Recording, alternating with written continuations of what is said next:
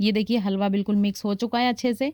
अब इसको 4 चम्मच रोज़ दूध के साथ लें तो ये कमर दर्द, बदन दर्द, जोड़ों का दर्द और नज़ला, ज़ुकाम, खांसी हर चीज़ में राहत देता है और बहुत फ़ायदेमंद है, बहुत ताकतवर है ये हलवा। हेलो दोस्तों, अस्सलाम वालेकुम। कैसे हैं आप सब? मैं हूँ रश्मि और आप मेरे साथ देख रहे हैं जायका रसोई। दोस्तों आज हम बनाएंगे गोंद। तो गोंद बनाने के लिए हमने यहाँ पर थोड़े से ड्राई फ्रूट ले लिए हैं। ये मैंने अखरोट लिए हैं 200 ग्राम, बादाम 200 ग्राम और काजू भी 200 ग्राम। 200 ग्राम ये मैंने तरबूज के बीज लिए हैं और किशमिश भी 200 ग्राम ली है। और मैंने यहाँ पर लिया है ये गोंद, ये भी 200 ग्राम लिया है। और लिए हैं मैंने ये ताल मखाने, ये भी 200 ग्राम लिए हैं। तो इन सारी चीज़ों को हम कर लेते हैं फ्राई।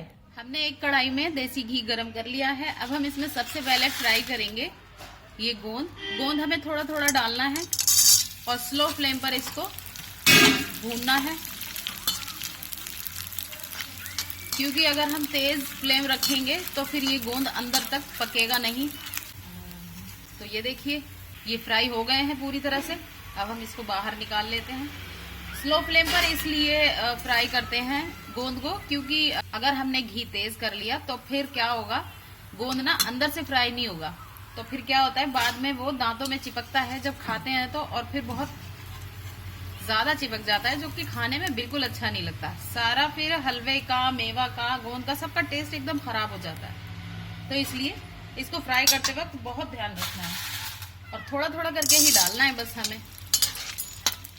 तो गोंद हमारा फ्राई हो गया है। हमने इसे मीडियम फ्लेम पर फ्राई किया है। अब हम इसे एक अलग प्लेट में निकाल लेते हैं। ये देखिए इस तरीके का होना चाहिए, जो एकदम आराम से टूट गया। अब इसमें जो घी बचा है, इसी घी में हम ये तरबूज के जो बीज हैं इनको फ्राई कर लेते हैं, लेकिन स्लो फ्लेम पर करना है, क्योंकि ये जब चटकते हैं ना तो फिर कढ़ाई से बाहर भागने लगते हैं इधर उधर। तो ये भी फ्राई हो गए हैं, इनको हम निकाल लेते हैं। और अब डाल देते हैं इसमें किशमिश को भी हम इसी तरह स्लो टू मीडियम फ्लेम पर कर लेंगे। इसमें थोड़ी कम था घी तो मैंने और डाल लिया, और ये भी फ्राई हो गई हैं, तो इनको भी निकाल लेते हैं। और अब हमने इसमें डाल दिया है ये अपने अखरोट। तो बारी बारी करके इसी तरीके से हम सारी चीज़ों को फ्राई कर लेंगे। ये काजू और बादाम हम एक साथ डाल के फ्राई कर रहे हैं स्लो टू मीडियम फ्लेम पर, क्योंकि हमें ज़्यादा फ्राई नहीं करने, इसी तरीके से हल्का हल्का फ्राई करना। उसी कढ़ाई में हमने और घी डाला है। अब हम इसमें ताल मखाने भी फ्राई कर लेते हैं। तो ये देखिए ताल मखाने भी फ्राई हो गए हैं। अब हमने दोबारा घी डाला है और हमने आधा किलो सूजी ली है। सूजी को हम लाइट ब्राउन होने तक इसी तरह भूनेंगे। और ये देखिए सूजी हमारी एकदम भुन गई है, बिल्कुल बिखर गई है। सूजी हमने निकाल ली है। अब खाली कढ़ाई में हमने नारियल लिया है, ग्रेट किया हुआ नारियल मैंने 250 ग्राम लिया है। इसको हमें ऐसे ही रोस्ट करना है कम से कम 1 मिनट तक, ज़्यादा नहीं करना। ये देखिए बिल्कुल अलग अलग हो गया। एक बड़े से बर्तन में मैंने ये सूजी निकाल ली है, उसी बर्तन में मैं ये नारियल भी डाल देती हूँ। और मैंने ये जो ड्राई फ्रूट लिए हैं, फ्राई करके रखे हैं, इन सबको हम एक मिक्सी के जार में डालकर ग्राइंड कर लेंगे। ज़्यादा फाइन पाउडर नहीं बनाना, दरदरा ही करना है हमें। ये देखिए इस तरीके का। तो इस मिक्सचर को भी हम इसी में डाल लेंगे, सूजी, नारियल। और ये हमने अब लिए हैं ताल मखाने। ताल मखानों को भी हम इसी तरह दरदरा ग्राइंड कर लेंगे मिक्सी में। ये देखिए तो सारी चीज़ों को हमने इसी में मिक्स कर लिया है, एक ही बर्तन में डाल लिया है। अभी हमने गोंद लिया है, गोंद को हम एक कटोरी की मदद से इस तरीके से क्रश कर देंगे। ज़्यादा इसको हमें मिक्सी के जार में डालने की ज़रूरत नहीं है, बस इस तरीके से कटोरी से हम क्रश कर देंगे। और ये देखिए ये बहुत अच्छे से क्रश हो गया है। किसी भी कटोरी या प्लेट से या फिर ग्लास से हम कर सकते हैं इस गोंद को क्रश।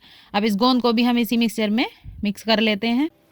और ये जो किशमिश और तरबूज के बीज हैं इनको ग्राइंड नहीं करना, इनको इसी तरीके से हम इसी में मिक्स कर देते हैं। यानी हमने अलग रख लिया था। और डाल देते हैं इसमें 1 स्पून ये इलायची पाउडर। इलायची पाउडर मैंने खुद घर पर ही बनाया है। और अब इस सारे मिक्सचर को बहुत अच्छे से मिक्स कर देते हैं, ताकि कहीं कहीं रह ना जाए। बिल्कुल अच्छे से मिक्स हो चुका है ये। अब हमने एक कढ़ाई ली है, उसमें ली है हमने आधा किलो चीनी, 500 ग्राम चाशनी बनाने के लिए। अब इसमें हम डाल देंगे 1 गिलास पानी और इसको मीडियम फ्लेम पर पकने देंगे। हमें एक तार से भी कम की चाशनी बनानी है, ज़्यादा नहीं पकाना। अगर हम ज़्यादा पका लेंगे तो फिर हमारा हलवा कड़क हो जाएगा। ये देखिए पूरा तार ना बने, बस आधे में टूट जाए तार, इतनी चाशनी हमें चाहिए। अब हमने इसमें एक जगह बना ली है बीच में और उसमें जल्दी से देर ना करते हुए चाशनी डाल देंगे और फटाफट से मिक्सचर को चाशनी में अच्छे से मिक्स कर लेंगे। इस तरीके से हमने ये बड़ा बर्तन इसलिए लिया है, एक मैंने भगोना लिया है ताकि सारा मिक्सचर अच्छे से मिक्स हो जाए, क्योंकि अगर कोई फैला बर्तन ले लेती तो फिर उसमें बहुत अच्छे से मिक्स नहीं हो पाता ये। और ये देखिए मैं बहुत आराम से इसमें मिक्स कर पा रही हूँ ये हलवा। अब इसके आप लड्डू भी बना सकते हैं या फिर इसको इसी तरीके से रख लें। मैं तो इसको ऐसे ही रख रही हूँ हलवे की फॉर्म में। अब ये थोड़ा ठंडा होगा तो फिर थोड़ा सा ड्राई हो जाएगा, पर अगर चाशनी अगर ज़्यादा कड़ी हो गई होगी तो फिर ये बहुत ज़्यादा टाइट हो जाएगा। तो इसलिए चाशनी हमें पूरे तार की नहीं बनानी, आधे तार की ही बनानी है। ये देखिए हलवा बिल्कुल मिक्स हो चुका है अच्छे से। अब इसको 4 चम्मच रोज़ दूध के साथ लें तो ये कमर दर्द, बदन दर्द, जोड़ों का दर्द और नज़ला, ज़ुकाम, खांसी हर चीज़ में राहत देता है और बहुत फ़ायदेमंद है, बहुत ताकतवर है ये हलवा। तो दोस्तों कैसी लगी आप लोगों को मेरी ये रेसिपी ड्राई फ्रूट के हलवे की, यानी कि गोंद, हमारे यहाँ तो गोंद कहते हैं इसको। तो कैसी लगी आप लोगों को ये रेसिपी? अगर अच्छी लगी हो तो लाइक शेयर सब्सक्राइब करें। तो चलती हूँ, मिलती हूँ आपसे अगली वीडियो में। तब तक के लिए अल्लाह हाफिज़।